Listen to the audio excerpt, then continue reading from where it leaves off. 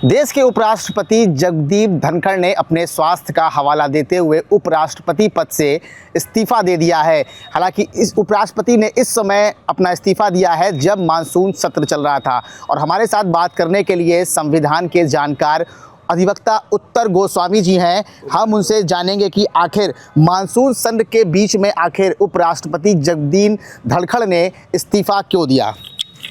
ABP news को धन्यवाद, जो आप हमारे माध्यम से भारत के संविधान के तहत जानकारी देते हुए उपराष्ट्रपति के पद वर्तमान में रिक्त हो गया है, जिसको लेकर के आप जागरूक हैं। जागरूक होना भी चाहिए, क्योंकि भारत के संविधान में महत्वपूर्ण भूमिका, भारत की महत्वपूर्ण भूमिका में उपराष्ट्रपति का पद है, संवैधानिक पद है। और आप इसमें देखेंगे कि अब जब ये पद रिक्त हो गया है तो जो संविधान में मेंशन है उस हिसाब से आगे हमको चलना होगा। भाग 5 देखेंगे तो भाग 5 में यूनियन की बातों को परिभाषित किया गया है, और यूनियन में भारत के राष्ट्रपति उपराष्ट्रपति के बारे में भाग 5 में आर्टिकल 52 से 78 तक पूरी बातें इनके बारे में, निर्वाचन से लेके, कार्यकाल से लेके, जो है नियुक्ति से लेकर के, वर्क से लेकर के, सब कुछ, योग्यता से लेकर के सब कुछ आर्टिकल में मेंशन क्रमबद्ध तरीके से किया गया है। सर, क्या लगता है कि स्वास्थ्य का ही कारण हो सकता है या कोई राजनीतिक दबाव भी है इसके पीछे? देखिए, बिल्कुल 100% मैं विश्वस्त हूँ कि स्वास्थ्य का कारण है, क्योंकि जो साक्ष्य हैं वो देश के सामने हैं। इसके पहले भी पार्लियामेंट चल रहा था, उनकी तबीयत ख़राब होती है और उसके बाद तबीयत ख़राब होने के बाद वो एम्स में भर्ती होते हैं। सारी रिकॉर्डेड फाइंडिंग है। हार्ट के डॉक्टर के द्वारा देखा जाता है, दवाएं दी जाती हैं। दवाएं वो वर्तमान में खा भी रहे होंगे, क्योंकि इलाज तो जगजाहिर है और वो सबके सामने है। और इस तरीके से जो विपक्ष ने एक उनके खिलाफ अविश्वास भी लाया था, खैर वो तो अलग बात है। मुझे नहीं लगता है, हम भारत के उपराष्ट्रपति जगदीप धनखड़ अपने में पहले एडवोकेट रहे, एडवोकेट हैं, उपराष्ट्रपति के पद पे आसीन हुए और उन्होंने इस्तीफ़ा दिया।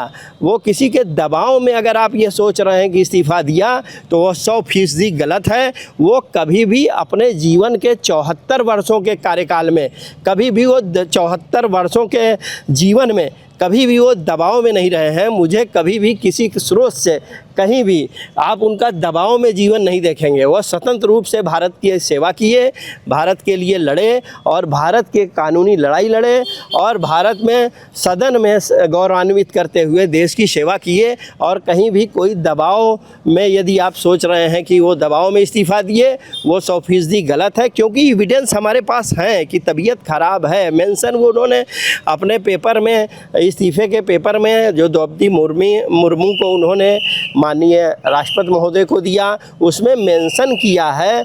और वो उनके इस्तीफ़ा को स्वीकार करने में प्रधानमंत्री नरेंद्र मोदी जी ने भी उनका स्वागत किया है और कहा है कि उनका कार्यकाल बहुत अच्छा रहा। उन्होंने देश के सर, क्या लगता है कि अब अगला उपराष्ट्रपति कौन होगा सर? एनडीए से होगा या इंडिया गठबंधन से होगा या सर्वसम्मति से बना जाएगा? सर, इसका क्या प्रक्रिया है? देखिए, ये गठबंधन से नहीं होता है। आर्टिकल 66 में भारत के उपराष्ट्रपति के निर्वाचन की प्रक्रिया दी गई है। यह कोई गठबंधन से नहीं होगा और जो चाहे आए, ऐसे नहीं होगा। भारत के संविधान के तहत ABC 3 में वर्णित है। नंबर 1, भारत का नागरिक होना चाहिए। नंबर 2 में ये कहा गया है कि 35 वर्ष से अधिक उसकी उम्र नहीं होनी चाहिए। नंबर 3 में जब आप आएंगे तो साफ साफ मेंशन है कि राज्यसभा का, चूँकि वह सभापति होता है और पार्लियामेंट में महत्वपूर्ण भूमिका निभाता है, इसलिए ऐसा व्यक्ति ही उपराष्ट्रपति हो सकता है जो वो राज्यसभा का सदस्य बनने की योग्यता रखता हो। अगर वह योग्यता नहीं रखता है तो किसी भी हाल में वह सभापति उपराष्ट्रपति के पद पे नहीं हो सकता। अब निर्वाचन की प्रक्रिया में भी जब आप जाते हैं, आर्टिकल में तो मेंशन है, निर्वाचन की प्रक्रिया के बारे में भी साफ साफ लिखा हुआ है कि निर्वाचन जो किया जाएगा वो जनता द्वारा नहीं होगा। उसमें वर्णित है कि राज्यसभा सदस्यों से, लोकसभा सदस्यों से एक संयुक्त समिति बनेगी।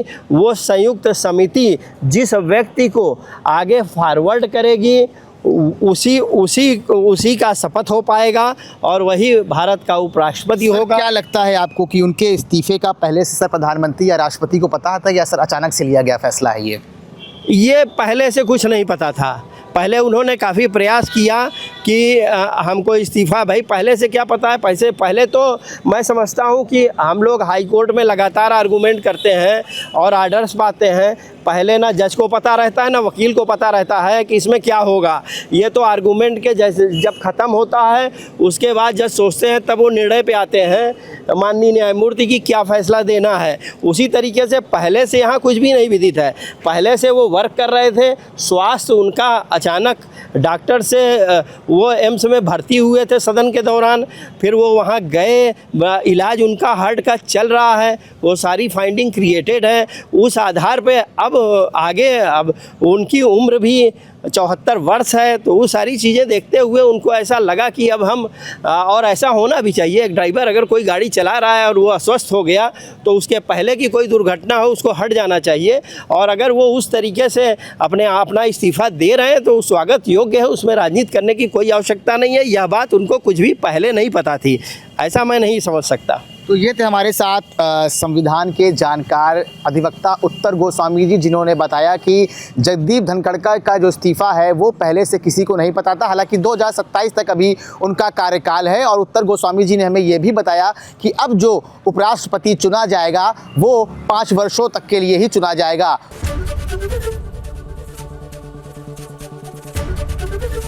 एबीपी गंगा, खबर आपकी, जुबान आपकी।